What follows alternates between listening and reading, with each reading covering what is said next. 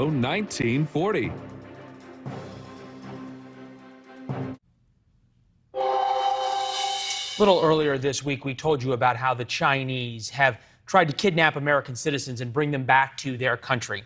Now activists in the United States who have spoken out about China's human rights violations, especially what they're doing to the Uyghurs, find that relatives back home in China have been forced into labor camps, imprisoned, and in some cases worse. I'm going to tell you who the Uyghurs are first. It's a small ethnic minority in northwest China. There's about 12 million of them. Most of them are Muslim, and like any religious group, they are viewed as a political threat by the Chinese Communist Party. More than 1 million of them have been forced into what the Chinese call re-education camps. You could also call them concentration camps. The group has reportedly been subjected to intense surveillance, religious restrictions, forced labor in those slave labor camps, and forced sterilization as well. And those are just some of the atrocities we know about. Austin RAMZY is a correspondent right now for the New York Times covering Asia. He was with Time magazine before this. Austin, your report in the Times is incredible about what's going on here. As we understand it, the Chinese are going to people who are trying to expose the atrocities against the Uyghurs and by the Chinese Communist Party and saying, if you don't stop speaking out anywhere in the world, we're going to imprison and torture your relatives. That's right. There's a long history of the Communist Party using the relatives of activists and people who speak out to try and pressure them.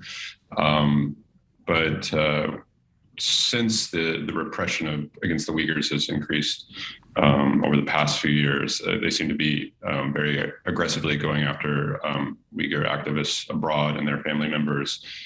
And the story you did was absolutely stunning, and I would encourage anybody to read it. I'm going to tweet it out after this. But it followed Abdu Weli and his niece. We have pictures of them, and it's important to put a personality and a person to what we're talking about that's had to happen. Abdu Weli was the activist, and we understand, is the niece dead? Yes, yeah. She was living overseas in Japan. She was a gifted young scientist. She had studied chemistry at a top university in China, and then went to Japan and studied at Tokyo University and was continuing her studies there. And she went back against all advice, but it seems that her mother had been under pressure and had put a lot of pressure on her to return. So she was an activist. Her mother was being pressured by the Chinese Communist Party and by the police, essentially, in a way that only they can. And her daughter returned full well knowing that likely she was going to face one of these concentration camps and forced labor and possibly torture, and then died. Well, she was not an activist, or her mother was not an activist, but her uncle is. Her uncle, okay, who is now based in Norway, is, and he's pretty well known. He's helped expose a lot of the abuse that's happened in Xinjiang, and the authorities have done a lot to try and silence him. They put both of his siblings in prison. Wow. Including Mirai's father. They've both been put in camps.